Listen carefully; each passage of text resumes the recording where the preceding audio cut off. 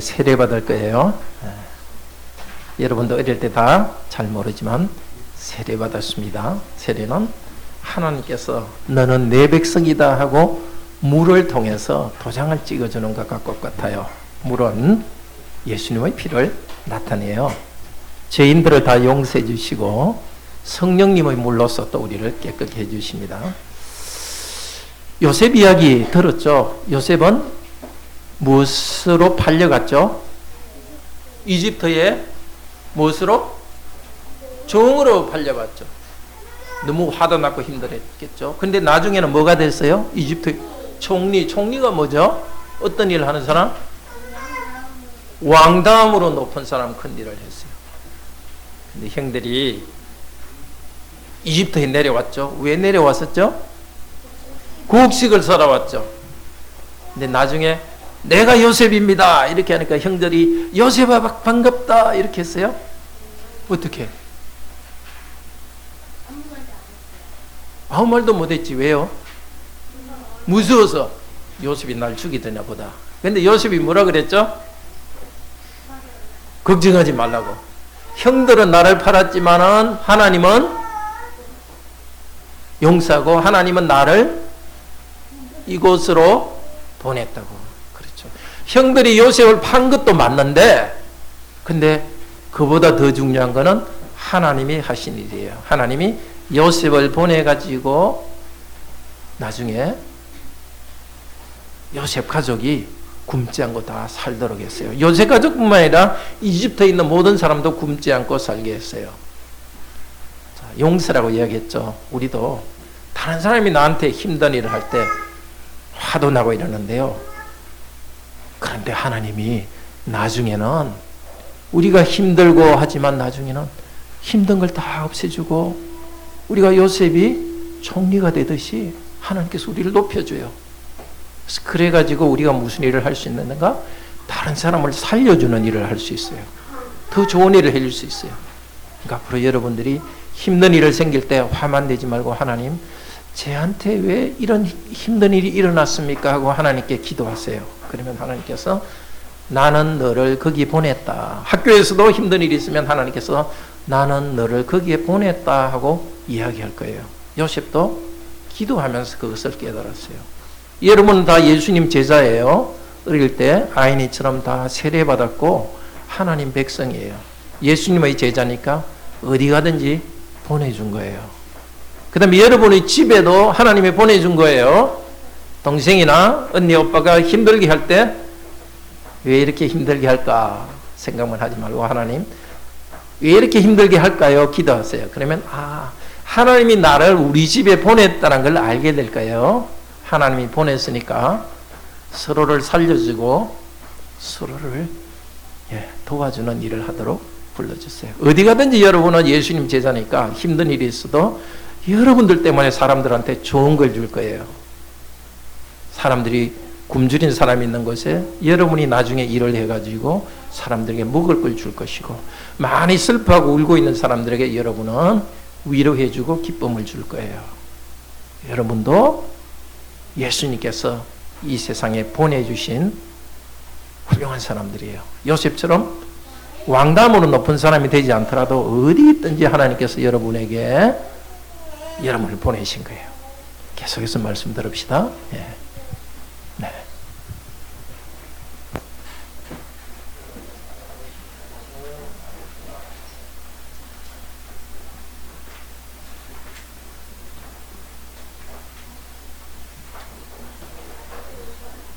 하나님께서 말씀을 주시도록 기도합시다. 자비로우신 하나님, 과거의 요셉과 그 가족에게 일어난 이 일은 하나님께서 그때 일하셨고 지금도 같은 하나님이 일하시는 것을 성경을 통해서 압니다. 그때 요셉의 이야기를 쓰셨던 성령님께서 지금도 우리 가운데 계신 것을 저희는 압니다. 성령님 이제도 오셔서 우리의 인생길에 대한 빛을 비춰주시고 우리도 어떻게 살아갈지를 가르쳐 주셔서 가르쳐 주시기를 원합니다. 말씀하옵소서. 종들이 듣고 순종하기 원합니다. 주 예수 그리스도 이름으로 기도드립니다. 아멘. 성도의 공동체로부터 고통을 당해도 우리는 교회를 세우도록 파송받았습니다. 성도끼리 상처를 주고받는 일이 있습니다.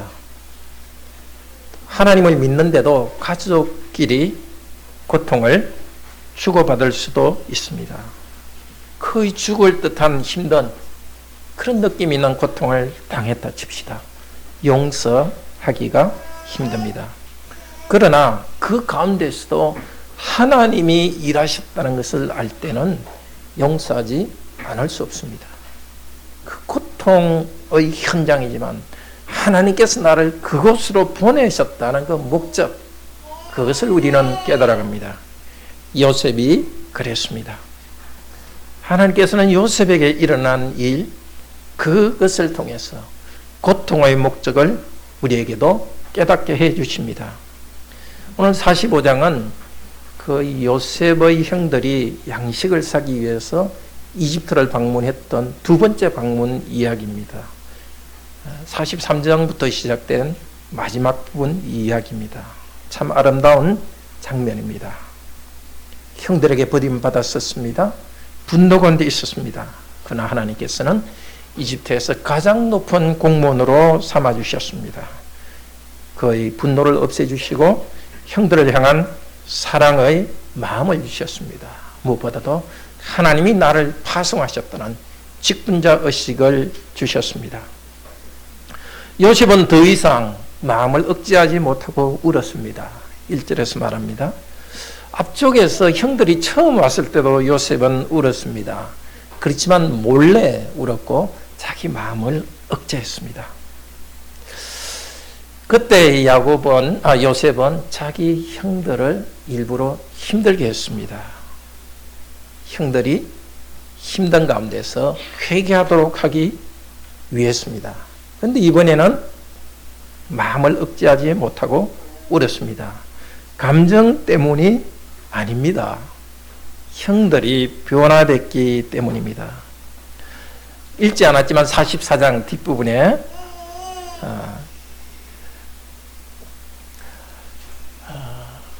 유다가 자기 형제들을 대표해서 한 말입니다. 그때 요셉은 형들에게 말했습니다. 막내 동생 베냐민을 여기에 노예로 두고 당신들만 가시오. 그럴 때 유다는 말했습니다. 내가 대신에 노예로 남겠습니다.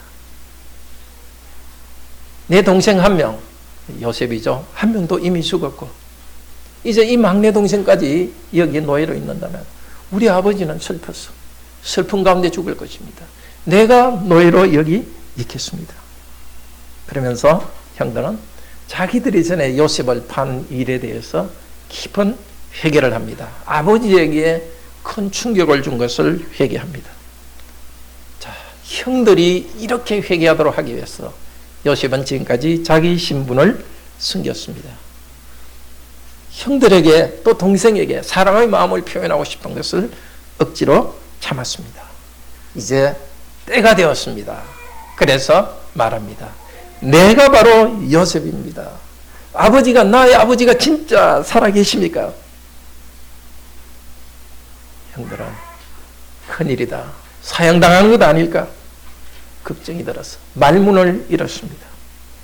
형들이 두려워했다는 것은 원래 전쟁 때에 적들 너무 세가지고 내가 이제 꼼짝없이 죽게 될 때 느끼는 그런 두려움입니다.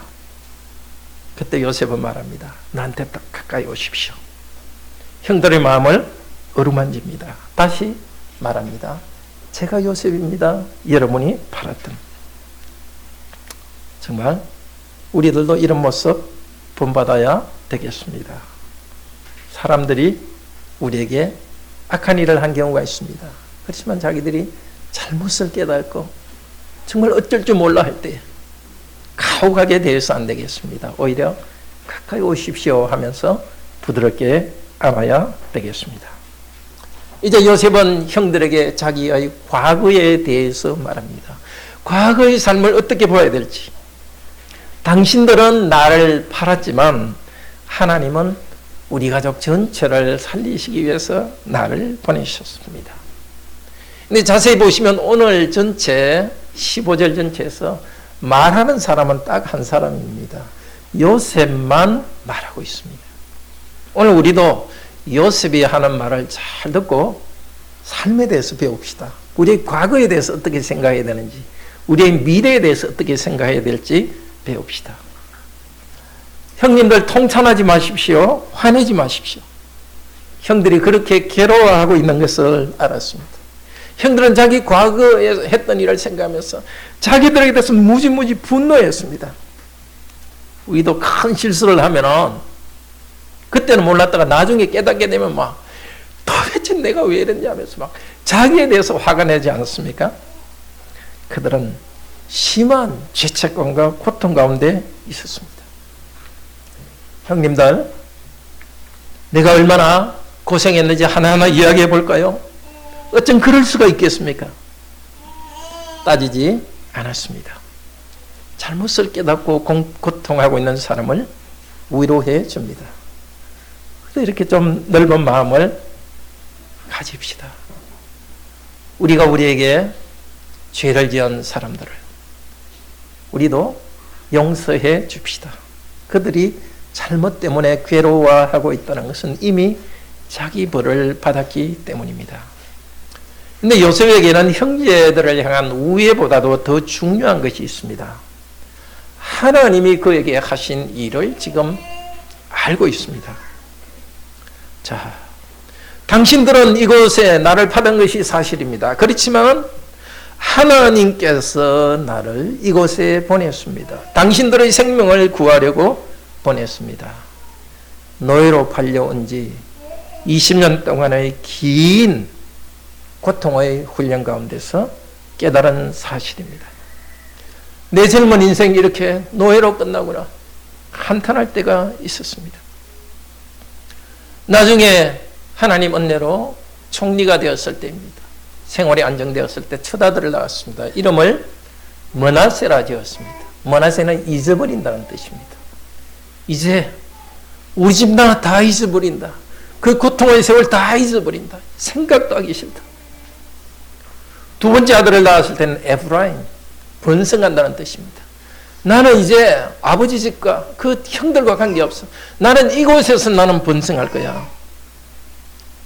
그렇지만 그토록 사랑하는 아버지는 잊을 수 없었습니다. 요셉은 고통의 긴 날들, 그 가운데 하나님께서 자기를 높여준 것을 경험했습니다. 그 가운데 요셉은 하나님을 다시 만났습니다.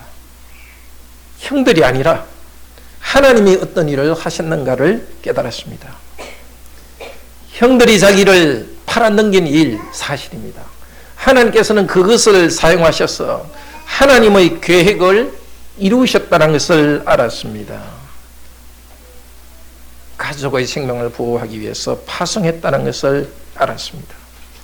요셉은 청년기인 아마 17살 정도에 팔려왔을 테니까 지금 나이가 39세니까 한 22년 긴 세월, 그것이 하나님께서 섭리 가운데 일하셨던 기간이라고 고백합니다.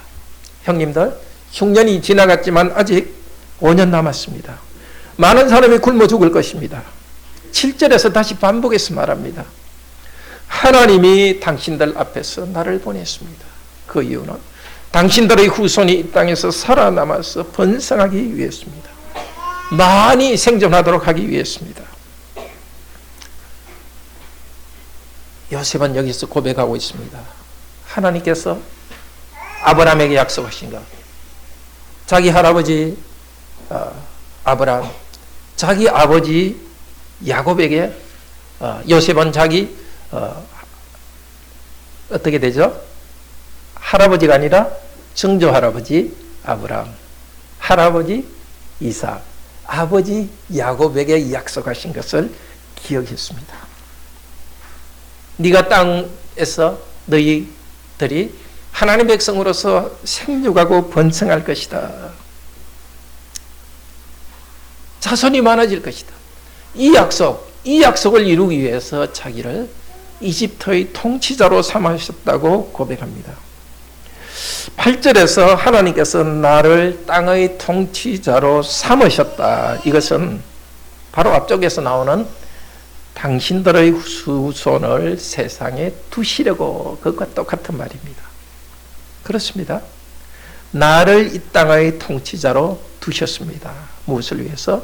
당신의 후손들을 세상에 두시려고. 이 높은 자리에 두신 것은 보복하라고 주신 것이 아닙니다. 자랑하라고 주신 것이 아닙니다. 자기들을 판 형들, 그리고 그 가문을 번성하게 하도록 하기 위해서입니다. 하나님께서 사람들을 통해서, 환경을 통해서 당신의 계획을 이루어 가시는 것을 섭리라고 합니다. 요셉은 하나님께서 일하셨다, 하나님의 섭리를 고백합니다.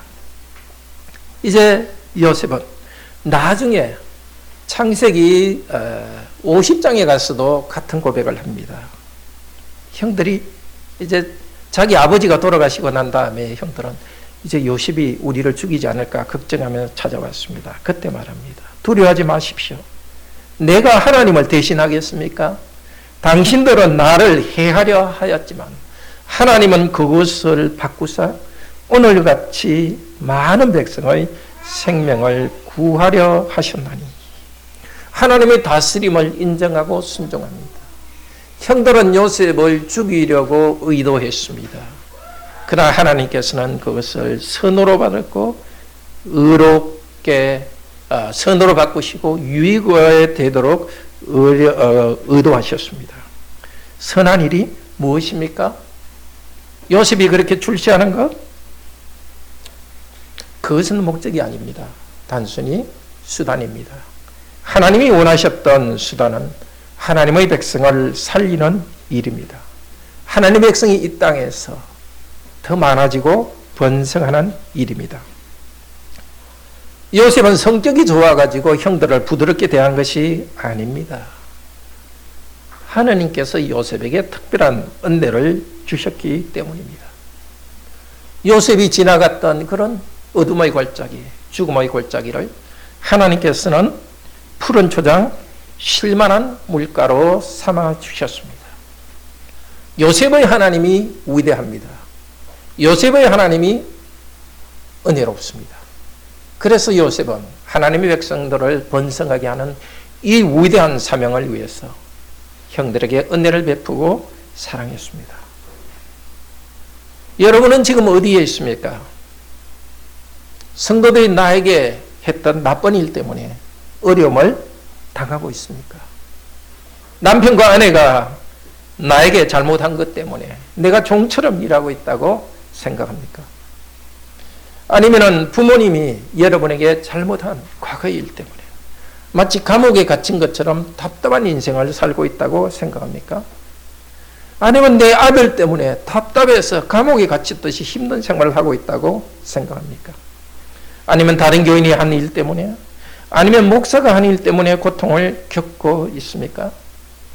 바로 이 순간 하나님께서 여러분의 삶 가운데 일하고 있습니다.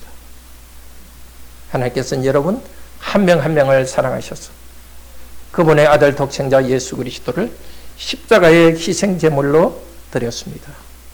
말할 수 없는 죄가 가득한 여러분을 용서하셔서 하나님의 아들과 딸로 삼아주셨습니다. 여러분이 아무리 힘들다고 생각하지만 여러분의 아버지 하나님께서는 지금도 여러분을 이 시간 숨쉬고 살고 있게 하지 않습니까?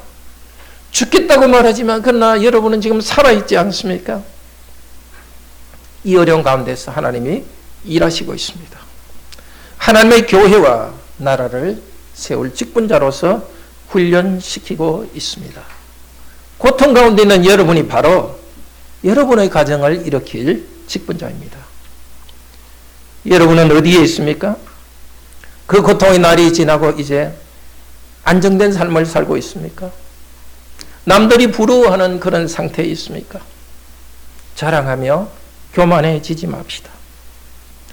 나에게 고통을 준 성도와 가족들을 돌보기 위해서 돌보도록 하나님께서 이 복을 주셨는 줄 압시다.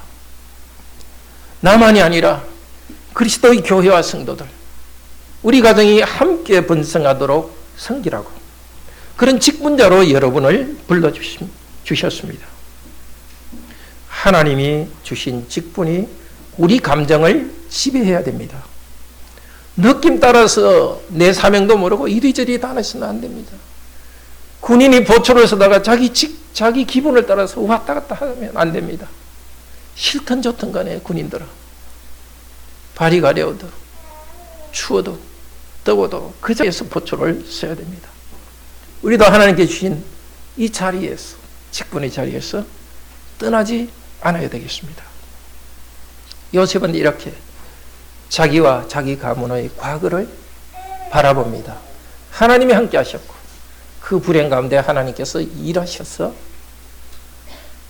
선어로 바꾸셨다.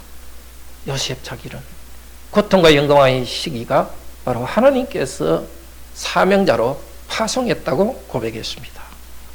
이제 요셉은 자기와 가족의 미래에 대해서 말합니다.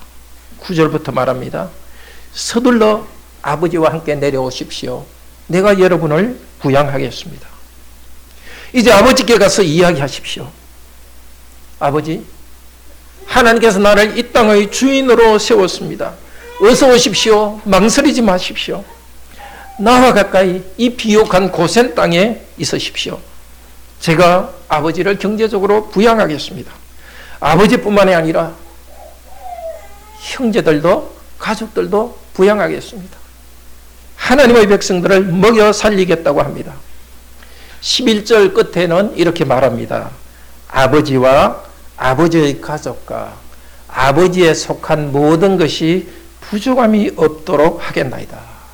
이게 아버지에게 속한 것, 이것은 두 가지로 볼 수 있습니다. 아버지께 속한 사람으로 볼 수도 있고 아버지에 속한 소유로 볼 수도 있습니다. 두 가지 다 가능한데, 근데 앞쪽에서 아버지의 가족이라고 말했기 때문에 여기는 아버지에 속한 물질로 볼 수 있습니다. 여기 부족함이라는 것은 가난하다 혹은 기업이라는 뜻입니다. 하나님께 주신 기업이라는 것입니다. 그러니까 부족함이라는 것은 가난하고 기업으로 된 것을 잃는다는 뜻입니다. 요셉은 앞으로 이 이집트에서 아버지와 형제들, 자기 가족의 재산을 돌보고 번성하도록 하겠다고 합니다. 그런데 요셉은 더 멀리 바라봅니다. 기업을 잃지 않도록. 기업이 어디입니까? 가나안 땅. 가나안 땅에서 하나님께서 기업을 주실 것을 바라봅니다. 멀리 하나님께서 하나님 백성들에게 이 기업을 주실 건데 이 기업을 잃지 않을 것입니다. 그보다 먼저 재산을 잃지 않도록 해 주실 것입니다. 하나님께서 하나님 백성에 약속하신 두 가지 복이 무엇입니까?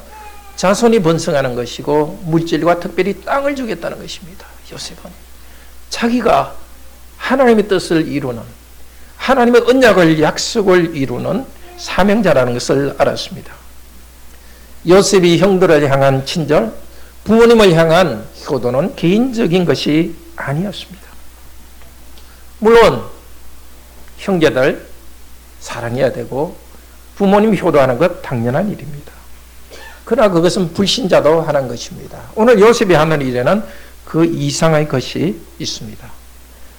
나의 가족이지만 하나님께서 언약 백성으로 세워주셨기 때문에 하나님의 백성을 보호해야 한다는 하나님 나라에 대한 사명의식이 있습니다. 우리도 마찬가지입니다. 부모님께 효도하고 형제들 잘 돌봅니다.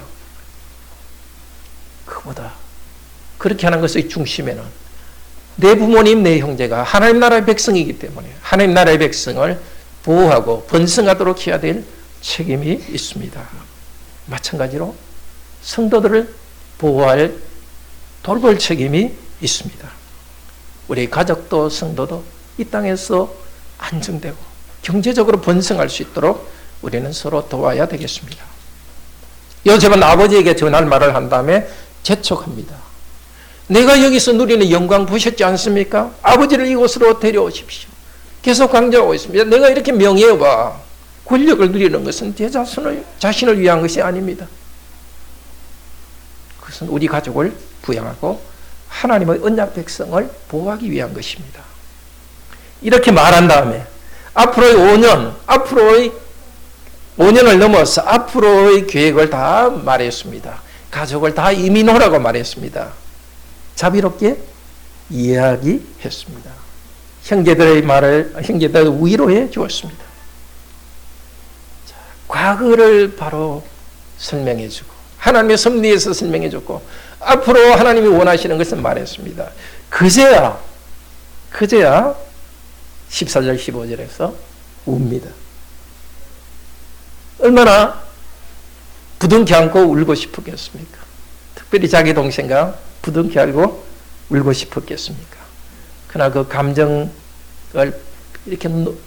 완전히 폭발시키는 것보다 더 중요한 것이 냉철하게 하나님의 뜻을 바로 알고 나누는 것입니다. 앞으로 하나님 뜻에 대해서도 알고 나누는 것입니다. 우리도 원망의 감정에 사로잡혀서 안 됩니다. 또한 기쁨의 감정에만 너무 흔들려서도 안 됩니다. 어떤 감정, 즉 긍정적이건 부정적이건 감정보다도 내 직분이 무엇인가, 하나님 뜻이 무엇인가, 거기에 우리 생각이 머물러 있어야 됩니다. 지금 당하는 어려운 고난, 아니면 지금 당하는 내가 누리는 영광, 그만 바라보아서는 안 됩니다. 그리스도인은 항상 미래 지향적인 것입니다. 과거는 우리의 죄의 시대입니다. 미래는 하나님의 나라입니다. 하나님 나라는 완성을 향해서 달려가고 있습니다. 우리는 이미 하나님 나라에 들어와 있습니다. 그리스도께서 재림하실 때 더 완전한 복된 나라로 들어갈 것입니다. 그 나라를 향해서 하나님 나라가 나가기 때문에 우리는 항상 미래를 향해서 나가야 됩니다. 과거에 발목 잡혀 있을 때가 아닙니다. 우리가 언제 죽을지 길어야 100년 삽니다. 부지런히 우리는 화해와 하나님 나라의 확장을 위해서 우리 가족이, 우리 성도가 함께 번성하도록 우리가 함께 노력해야 됩니다. 그리고 나아가서 우리나라, 우리 사회 안에서 지구촌 공동체 안에서 하나님 나라의 섭리를 드러내는 은혜의 수단으로서 역할을 해야 되겠습니다. 요셉의 이야기는 우리 주 예수 그리스도에게 눈을 돌리게 합니다. 우리는 요셉보다 더 좋은 모범을 알고 있습니다. 바로 우리 주 예수 그리스도이십니다. 요셉은 아버지 야곱에게 너무 사랑을 받아서 형제의 시기를 받았습니다. 그 정도였습니다. 그러나 그리스도께서는 요셉보다 더 아버지 하나님의 사랑을 받은 분입니다. 요셉이 종으로 팔렸지만 그분은 자발적으로 이 땅에 종으로 오셨습니다. 빌립보서 2장 5절 11절 같이 보겠습니다.